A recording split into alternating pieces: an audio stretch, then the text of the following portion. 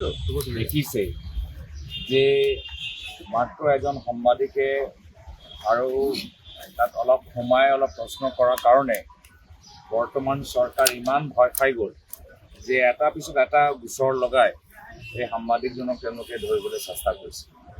আৰু তাৰ পূৰ্বে বিভিন্ন দল সংগঠন এপেক্স বেংক লৈ নিজৰ চিন্তা প্ৰকাশ কৰিছে। বৰ্তমানৰ বিজেপি চৰকাৰে কোঅপাৰেটিভ লৈ যথেষ্ট তেওঁলোকে বাৰম্বাৰ প্ৰচাৰ কৰে যে কোঅপাৰেটিভ বেংকত বহুত কেলেংকাৰী হৈছে।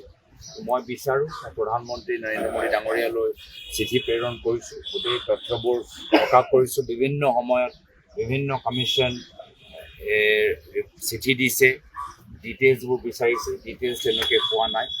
সেইকাৰণে এই বিষয় লৈ সাংবাদিকতাৰ ওপৰতো আক্ৰমণ হৈছে, কিন্তু তাৰ মাজত যে মূল বিষয় যে এপেক্স বেংকৰ সন্দৰ্ভত মই বিচাৰোঁ এটা বিশেষ ইনকুৱাৰী তাত কোনে মিটিং বিশ্বজিৎ ফুকন ইনকুৱাৰী কৰিব। তেওঁ নিজৰ কথাখিনি ক'ব। আমি সেইকাৰণে এটা নিৰপেক্ষ ইনকুৱাৰী বিচাৰোঁ। তেওঁ ক'ব নেকি যে কিবা এটা ভুল হ'ব? তেওঁতো কেতিয়াও সেইখিনি কথা নকয়। তো সেইকাৰণে নিৰপেক্ষ এটা ইনকুৱাৰী এটা হওক।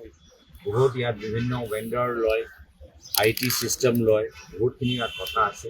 আৰু যেতিয়া চৰকাৰী ফালৰ পৰাও ভিজিলেন্স ফালৰ পৰাও যেতিয়া চিঠি কৰিছে, মই ভাবোঁ এটা উচিত পক্ষত, আৰু মই ভাবোঁ নিৰপেক্ষ তদন্ত তেওঁলোকে স্বাগতমে জনাব লাগে। যদি একো লুকাবলৈ নাই, তদন্ত তেওঁলোকে স্বাগতম কৰক। আৰু তদন্ত হোৱাৰ পিছত তেওঁলোকে ক'ব পাৰিব যে তদন্তত একো নোলালে। তদন্তটো হওক, যিখিনি অভিযোগ বিভিন্ন কথাবোৰ ওলাইছে এই বিষয় লৈ তেওঁলোকে তদন্তৰ পৰা কিয় ভয় পাইছে? এপেক্স বেংক কথা নক'ব। বাৰম্বাৰ যে আজি পুলিচক এটা ৰাজনৈতিক অস্ত্ৰৰ দৰে ব্যৱহাৰ কৰিছে, এইখিনি কথা নক'ব। এইখিনি কথা আমি কওঁ। যিখিনি কথা আজি অসমৰ জনসাধাৰণ লৈ প্ৰতিবাদ কৰি আছে, সেইখিনি কথা আমি বিৰোধী কণ্ঠ হিচাপে কংগ্ৰেছ হৈ আমি সেইখিনি কথালৈ আমি মাত মাতিম।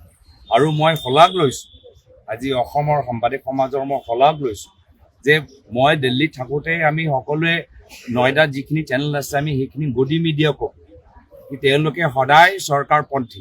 কিন্তু অসমৰ সাংবাদিকসকলক মই শলাগ লৈছোঁ, তেওঁলোকে দেখাই দিছে যে তেওঁলোকক কোনো পন্থী নহয়। তেওঁলোকে য'ত দেখিছে যে অন্যায় হৈছে তেওঁলোকে সাংবাদিকতা কৰিছে। তেওঁলোকৰ ওপৰত বিভিন্ন সময়ত ৰাজনৈতিকভাৱে আক্ৰমণ হ'লেও, ভাবুকি দিলেও তেওঁলোকে সাংবাদিক সমাজ একত্ৰিত হৈছে।